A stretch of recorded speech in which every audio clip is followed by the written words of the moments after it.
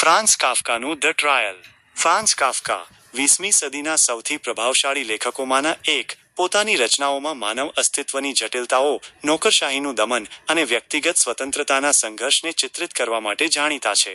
તેમની નવલકથા the trial, ડેર પ્રોઝેસ અંગ્રેજીમાં ધ ટ્રાયલ, જે 1925માં મરણોત્તર પ્રકાશિત થઈ, આધુનિક સાહિત્યની એક કાલાતીત કૃતિ છે.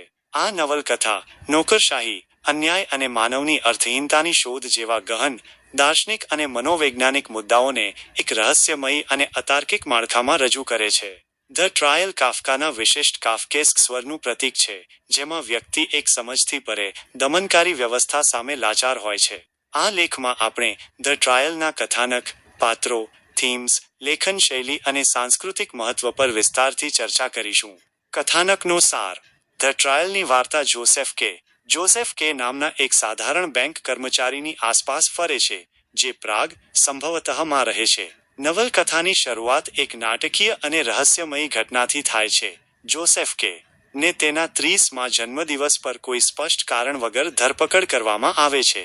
બે અજાણ્યા અધિકારીઓ તેને સૂચિત કરે છે કે તેના વિરુદ્ધ એક મુકદ્દમો ચાલી રહ્યો છે, પરંતુ તેઓ ન તો ગુનાની વિગતો જણાવે છે અને ન તો તેને જેલમાં બંધ કરે છે. તેના બદલે, તેને પોતાના રોજિંદા જીવનને સામાન્ય રીતે ચાલુ રાખવાની મંજૂરી આપવામાં આવે છે, પરંતુ તે એક અજાણી અને જટિલ કાનૂની પ્રક્રિયામાં ફસાઈ જાય છે.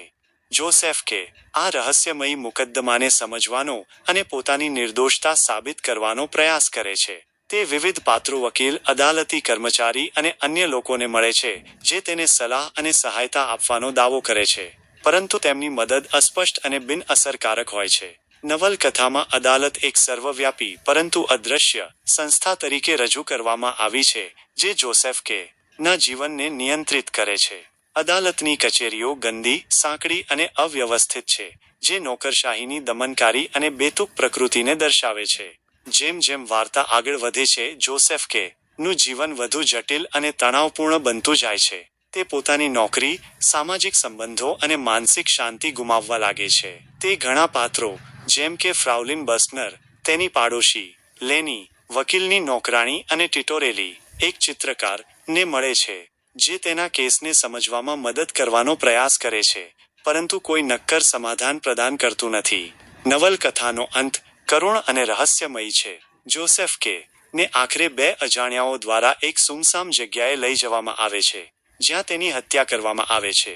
તે પોતાની સજા સ્વીકારે છે, પરંતુ અંત સુધી તેને પોતાના ગુનાની ખબર પડતી નથી. આ અંત નવલકથાની અતાર્કિકતા અને નોકરશાહીના દમનને વધુ ઊંડાઈ આપે છે. પાત્ર વિશ્લેષણ. જોસેફ નવલકથાનો નાયક અને કાફકાના દર્શનનું પ્રતીક છે. તે એક સાધારણ, મધ્યમ વર્ગનો વ્યક્તિ છે, જે પોતાના જીવનમાં વ્યવસ્થા અને તર્કની અપેક્ષા રાખે છે. જો કે, તેની ધરપકડ અને મુકદ્દમો તેને એક એવી દુનિયામાં લઈ જાય છે, જ્યાં તર્ક અને ન્યાયનું કોઈ સ્થાન નથી. જોસેફ નું ચરિત્ર માનવની લાચારી અને અર્થની શોધને દર્શાવે છે. તે શરૂઆતમાં પોતાના કેસને સમજવાનો અને તેનું સમાધાન કરવાનો પ્રયાસ કરે છે, પરંતુ ધીમે ધીમે તે નિરાશ અને થાકી જાય છે.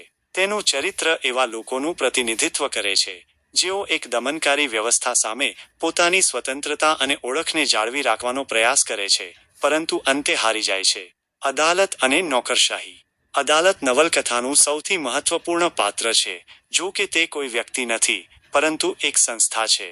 તે સર્વવ્યાપી, રહસ્યમયી અને દમનકારી છે.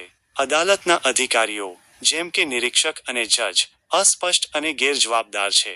અદાલતની આ પ્રકૃતિ નોકરશાહીની બેતુક અને અમાનવીય પ્રકૃતિને દર્શાવે છે. ફ્રાઉલિન બસ્ટનર જોસેફ ની પાડોશી છે, જે એક ટાઇપિસ્ટ તરીકે કામ કરે છે.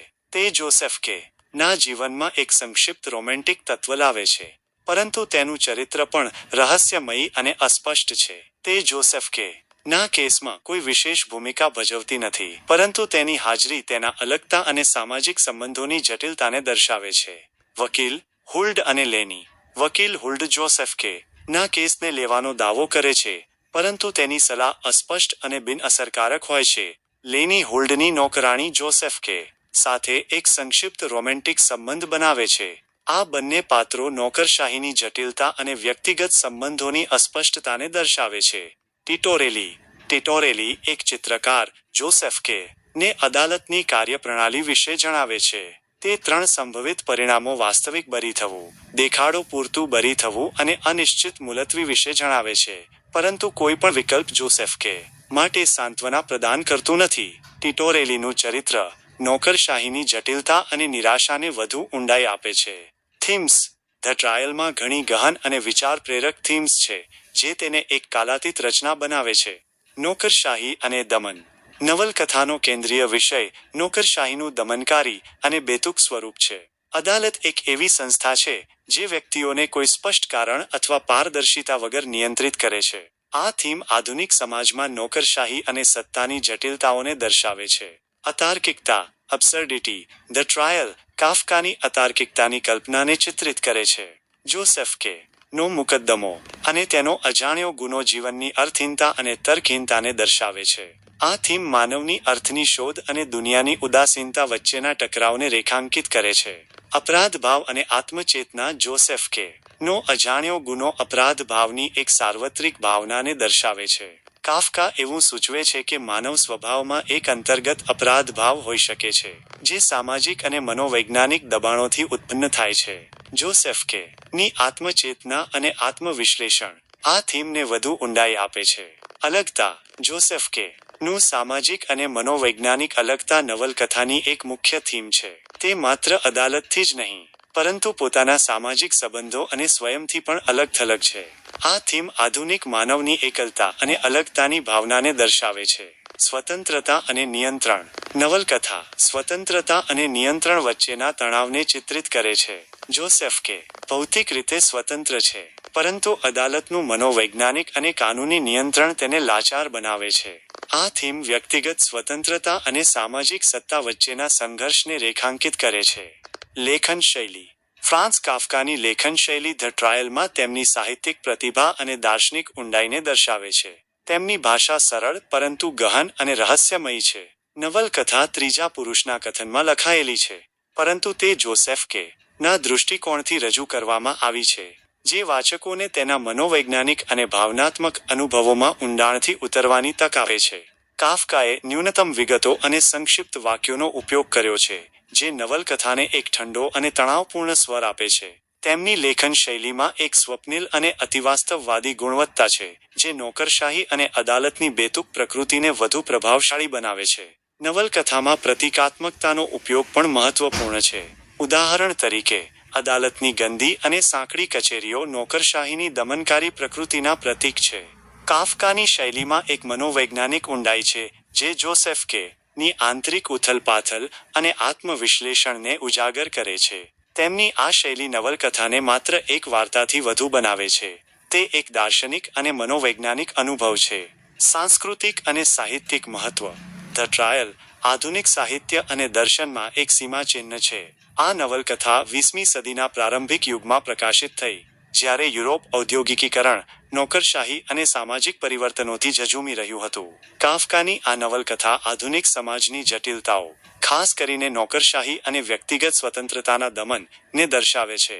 નવલકથાએ અસ્તિત્વવાદ અને અતાર્કિકતાના વિચારોને લોકપ્રિય બનાવ્યા. કાફકા, આલ્બેર કામુ અને જ્યાં પોલ સાર્ત્ર જેવા લેખકોએ 20મી સદીના દાર્શનિક અને સાહિત્યિક પરિદૃશ્યને આકાર આપ્યો.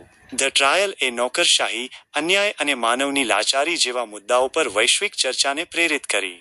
ધ ટ્રાયલનો કાફકેસ્ક સ્વર જે દમનકારી, બેતુક અને રહસ્યમયી વ્યવસ્થાઓને દર્શાવે છે, આધુનિક સાહિત્ય અને સંસ્કૃતિમાં એક કાયમી ખ્યાલ બની ગયો છે. આ નવલકથા એવા લોકો માટે સુસંગત છે, જેઓ આધુનિક સમાજમાં સત્તા, નિયંત્રણ અને વ્યક્તિગત સ્વતંત્રતાના મુદ્દાઓ પર વિચાર કરવા માંગે છે. નવલકથાનો પ્રાગનો સંદર્ભ પણ મહત્વપૂર્ણ છે. તે કાફકાના પોતાના જીવન અને યહૂદી ઓળખથી પ્રભાવિત છે, જે સામાજિક અને સાંસ્કૃતિક અલગતાની ભાવનાને દર્શાવે છે. નિષ્કર્ષ. ધ ટ્રાયલ એક એવી રચના છે જે વાચકોને નોકરશાહી, અન્યાય અને માનવ અસ્તિત્વ જેવા ગહન સવાલો પર વિચાર કરવા માટે પ્રેરિત કરે છે. જોસેફ કે નો સંઘર્ષ અને તેની લાચારી આપણને આધુનિક સમાજની જટિલતાઓ અને વ્યક્તિગત સ્વતંત્રતાના દમનને સમજવા માટે મજબૂર કરે છે. ફ્રાન્સ કાફકાએ આ નવલકથામાં પોતાની રહસ્યમયી અને ગહન લેખન શૈલીના માધ્યમથી એક એવી દુનિયા બનાવી છે, જે વાચકોને અસહજ અને વિચારશીલ બનાવે છે. આ નવલકથા આપણને એ પ્રશ્ન પૂછવા માટે પ્રેરિત કરે છે કે શું આપણી સામાજિક વ્યવસ્થાઓ ન્યાયી છે? શું વ્યક્તિગત સ્વતંત્રતા એક દમનકારી વ્યવસ્થા સામે શક્ય છે? અને શું માનવની અર્થની શોધ ક્યારેય પૂરી થઈ શકે છે? આ સવાલોના જવાબ કદાચ દરેક વાચક માટે અલગ હોય, પરંતુ આ જ આ નવલકથાની શક્તિ છે. તે આપણને વિચારવા, અનુભવવા અને આપણા સમાજને નવા દૃષ્ટિકોણથી જોવા માટે પ્રેરિત કરે છે.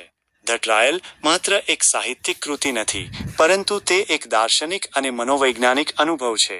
આ નવલકથા દરેક એવા વ્યક્તિએ વાંચવી જોઈએ